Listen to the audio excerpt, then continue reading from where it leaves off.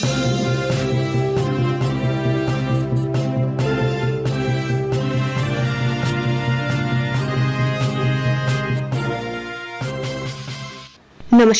आपका हमारे news channel UK24 news में स्वागत है। जानिए आज देश और प्रदेश में क्या कुछ रहेगा खास। गुजरात चुनाव पहला चरण। गुजरात विधानसभा चुनाव के पहले चरण के लिए वोटिंग आज। पहले फेज में कुल 182 सीटों में 90 सीटों पर मतदान होगा। पहले चरण में सौराष्ट्र की 54 और दक्षिण गुजरात की 35 सीटों पर मतदान होना है। इसके बाद 93 सीटों पर 5 दिसंबर को दूसरे चरण का मतदान होगा। गुजरात में पीएम मोदी की रैली। प्रधानमंत्री नरेंद्र मोदी आज और कल गुजरात दौरे पर रहेंगे। इस दौरान पीएम मोदी दूसरे चरण के चुनाव प्रचार के लिए कुल 7 जनसभाओं को संबोधित करने वाले हैं। आज पंचमहल के करलोल, छोटा उदयपुर के बोडेली और हिम्मतनगर में रैली करेंगे। इसके बाद पीएम मोदी रात गांधीनगर में ठहरेंगे। आरबीआई डिजिटल करेंसी करेगा लॉन्च। भारतीय रिजर्व बैंक आज से पहला रिटेल डिजिटल रुपया लॉन्च करने जा रहा है। यह रिटेल डिजिटल करेंसी के लिए पहला पायलट प्रोजेक्ट होगा। इसका इस्तेमाल लेन देन के लिए किया जा सकता है। इससे पहले होलसेल ट्रांजैक्शन के लिए इसे लॉन्च किया गया था। भारत को आज G20 की अध्यक्षता मिल जाएगी। इस मौके पर सरकार सांस्कृतिक कार्यक्रमों के आयोजन के साथ अपने राजनयिक कैलेंडर को शुरू करने की योजना बना रही है। एजेंडे में 75 शैक्षणिक संस्थानों के साथ बातचीत, G20 लोगों के साथ 100 स्मारकों को रोशन करना, नागालैंड में हॉर्नबिल उत्सव में G20 का प्रदर्शन करना और रेत कलाकार सुदर्शन पटनायक द्वारा पूरी समुद्री तट पर 20 देशों के वैश्विक मंच का लोगो बनाना जैसे अन्य प्रोग्राम शामिल हैं। बिजली संशोधन विधेयक पर बैठक। नए बिजली संशोधन विधेयक 2022 को लेकर आज संसदीय समिति की बैठक होगी। इसमें ऊर्जा मंत्रालय के प्रतिनिधि भी शामिल होंगे। इस विधेयक को 8 अगस्त 2022 को लोकसभा में पेश किया गया था और उसी दिन इसे ऊर्जा पर संसद की स्थायी समिति के पास भेज दिया गया था। नर्सरी में एडमिशन। राष्ट्रीय राजधानी दिल्ली और एनसीआर क्षेत्र में शैक्षणिक वर्ष 2023-24 के लिए निजी नर्सरी स्कूलों में प्रवेश आज से शुरू होगा। आवेदन जमा करने की अंतिम तिथि 23 दिसंबर होगी। आफ्ताब पूनावाला का नार्को टेस्ट। दिल्ली की श्रद्धा वॉकर हत्याकांड में आज आरोपी आफ्ताब पूनावाला का नार्को टेस्ट होगा। दिल्ली पुलिस को कोर्ट से आफ्ताब पूनावाला के नार्को टेस्ट कराने की अनुमति मिली है। HNB विश्वविद्यालय दीक्षांत समारोह। HNB गढ़वाल केंद्रीय विश्वविद्यालय का 10वां दीक्षांत समारोह आज आयोजित होगा। समारोह में 328 छात्रों को ऑफलाइन डिग्री दी जाएगी। नीति आयोग के पूर्व उपाध्यक्ष डॉक्टर राजीव कुमार बतौर मुख्य अतिथि डिग्री और मेडल वितरित करेंगे। प्रसिद्ध ढोल वादक सोहनलाल को विश्वविद्यालय डॉक्टरेट की मानद उपाधि भी दी जाएगी। उत्तराखंड पुलिस का विशेष अभियान। उत्तराखंड पुलिस के विशेष अभियान के तहत आज से प्रदेश में गैंगस्टर एक्ट के अंतर्गत दर्ज सभी अभियुक्तों के अवैध रूप से अर्जित की गई संपत्ति को कुर्क करने की कार्रवाई की जाएगी। इसके साथ ही अभियान में इनामी एवं वांछित अपराधियों के खिलाफ भी सख्त कार्रवाई की जाएगी।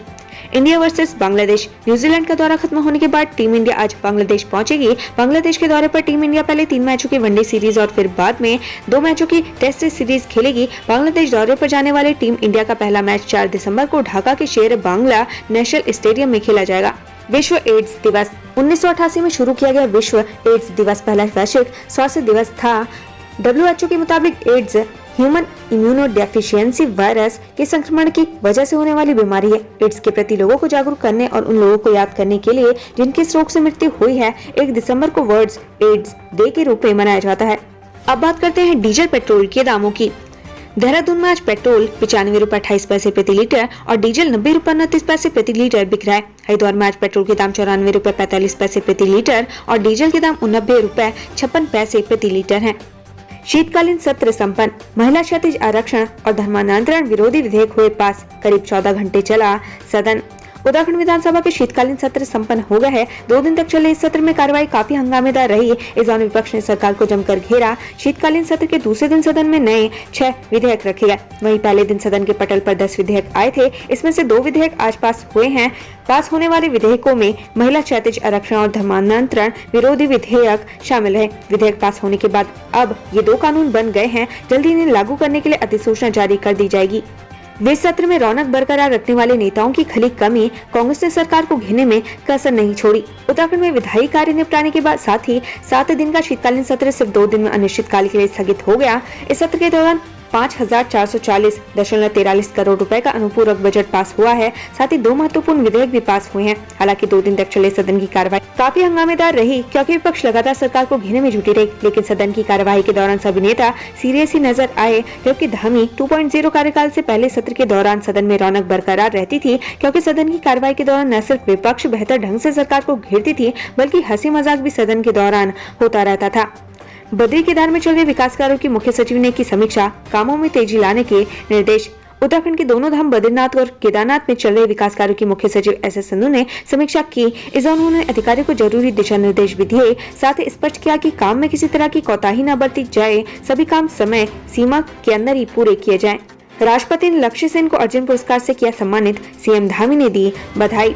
अंतर्राष्ट्रीय फलक पर छाए अल्मोड़ा के शटलर लक्ष्य सेन को आज राष्ट्रपति द्रौपदी मुर्मू ने अर्जुन अवार्ड से सम्मानित किया। इस साल अर्जुन अवार्ड के लिए 25 खिलाड़ी चुने गए थे। 7 को द्रोणाचार्य अवार्ड से और 4 खिलाड़ी ध्यानचंद अवार्ड से सम्मानित किए गए। राष्ट्रपति भवन में आयोजित एक कार्यक्रम में सभी को सम्मानित किया गया। वहीं लक्ष्य सेन को अर्जुन अवार्ड मिलने पर सीएम पुष्कर सिंह धामी और डीजीपी अशोक कुमार ने बधाई दी है।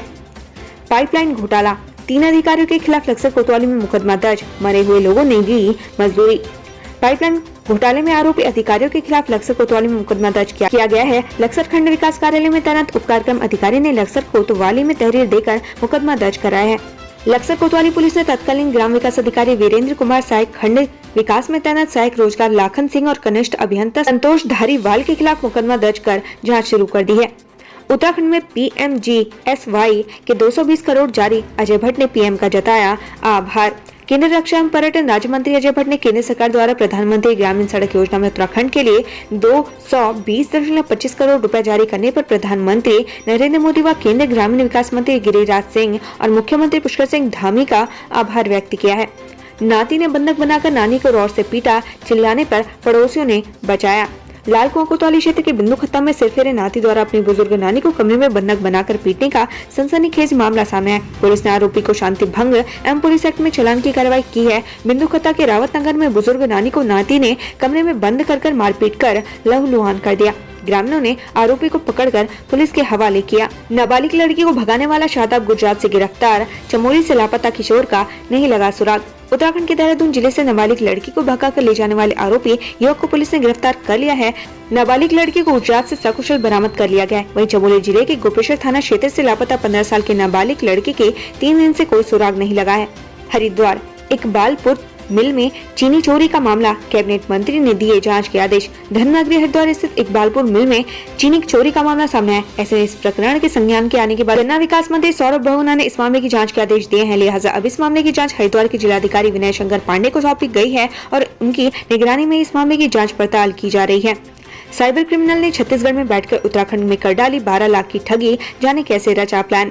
छत्तीसगढ़ में बैठकर एक 20 वर्षीय साइबर क्रिमिनल ने उत्तराखंड के सीमांत जिले पिथौरागढ़ से 12 लाख से ज्यादा की ठगी कर डाली। ऑनलाइन कारोबार में इन्वेस्टमेंट के नाम पर इस शख्स ने पीड़ित को झांसे में ले लिया और ठगी को अंजाम दिया। पुलिस ने आरोपी को गिरफ्तार कर लिया है। उत्तराखंड पुलिस से एक पिता की शिकायत, क्या नाबालिग बेटे को स्कूटी दे दूं? उत्तराखंड के एक पिता ने अपनी मजबूरी जाहिर करते हुए पुलिस से एक सवाल किया और साथ ही उन्होंने एक अपील भी की है। ये पूरा मामला नाबालिग बच्चों को गाड़ी चलाने के लिए देने से जुड़ा है। डीजीपी अशोक कुमार ने इस पिता की अपील को सुना और तुरंत लागू करने के निर्देश दिए।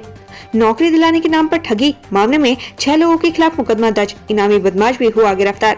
हरिद्वार में अपराध के मामले दिनों दिन बढ़ने लगे हैं। पुलिस भी लगातार हो रहे अपराधों को लेकर एक्शन में है। पुलिस ने नौकरी दिलाने के नाम पर लाखों की ठगी करने वाले 6 लोगों के खिलाफ मुकदमा दर्ज कर लिया है। साथ ही एक दूसरे मामले में पुलिस ने 10,000 के इनामी बदमाश को सहारनपुर से गिरफ्तार किया है। नाबालिग लड़की की संदिग्ध परिस्थितियों में मौत, कमरे में फंदे से लटकी मिली लाश। काशीपुर में नाबालिग लड़की की लाश कमरे में फांसी के फंदे से लटकी हुई मिली। पुलिस अभी मामले की जांच में जुटी है। पुलिस के आने से पहले ही परिजनों ने शव उतार लिया था। लड़की मदरसे में पढ़ाई करती थी। नैनीताल हाईकोर्ट की सख्ती के बाद हल्द्वानी में सफाई कर्मियों की हड़ताल खत्म, दिए ये आदेश। हल्द्वानी में सफाई कर्मचारियों की हड़ताल के मामले पर कल हाईकोर्ट ने सुनवाई की, जिस पर हाईकोर्ट ने सख्त रुख अपनाया। हाईकोर्ट ने बिना देर किए हड़ताली सफाई कर्मचारियों को काम पर वापस लौटने के लिए कहा। वहीं ऐसा न करने पर कोर्ट ने कार्रवाई की बात भी कही। अपराध के मामलों पर एक्शन में हरिद्वार पुलिस, अलग अलग मामलों में कई आरोपी गिरफ्तार। पुलिस के लाख दावों के बावजूद हरिद्वार में नशे का कारोबार थमने का नाम नहीं ले रहा। आए दिन पुलिस द्वारा जगह जगह की जाने वाली कार्रवाई के बावजूद अभी भी धंधा बस्तूर जारी है। कनकल पुलिस ने लाखों रुपए की चरस के साथ एक तस्कर को धर दबोचा। आरोपी के कब्जे से 182 गैस बरामद हुई है। पुलिस ने NDPS एक्ट में मुकदमा दर्ज कर आरोपी को जेल भेज दिया है। श्रीनगर टमटा मोहल्ला में 40 साल के व्यक्ति ने की आत्महत्या, गृह क्लेश से था परेशान। श्रीनगर टमटा मोहल्ले में एक व्यक्ति ने आत्महत्या कर ली। बताया जा रहा है कि व्यक्ति गृह क्लेश से परेशान था, जिसके कारण वह डिप्रेशन का शिकार हो गया था। निलंबित IFS किशन चंद को हाईकोर्ट से झटका, निरस्त हुए FIR वाली याचिका। निलंबित IFS किशन चंद को हाईकोर्ट से झटका लगा है। हाईकोर्ट ने किशन चंद के खिलाफ दर्ज FIR को निरस्त करने की याचिका को निरस्त कर दिया है। बदलेगी गंगा घाटों की सूरत। हरिद्वार के गंगा घाटों को अब ले सकते हैं गोद, पूरी करनी होगी ये शर्त, ऐसे करें अप्लाई।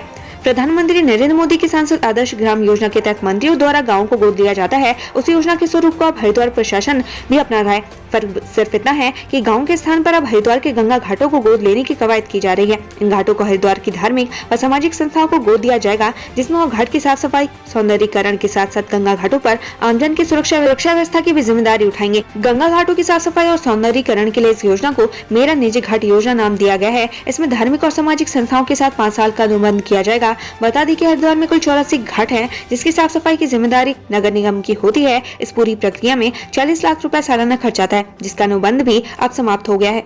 एचएनबी छात्र संघ चुनाव, ग्रीवांस सेल की रिपोर्ट से संतुष्ट नहीं छात्र नेता, कोर्ट जाने की दी चेतावनी। एचएनबी गढ़वाल विश्वविद्यालय की शिकायत प्रकोष्ठ ने छात्र संघ चुनाव की रिपोर्ट प्रत्याशियों को सौंप दी है। रिपोर्ट पर प्रत्याशियों ने असंतोष जाहिर करते हुए सही निर्णय लेने की चेतावनी दी है। छात्रों ने मतदान और मतगणना में धांधली का आरोप लगाया है। प्रेमिका के परिजनों ने उतारा प्रेमी के सिर से प्यार का भूत, कमरे में बंद कर की धुनाई।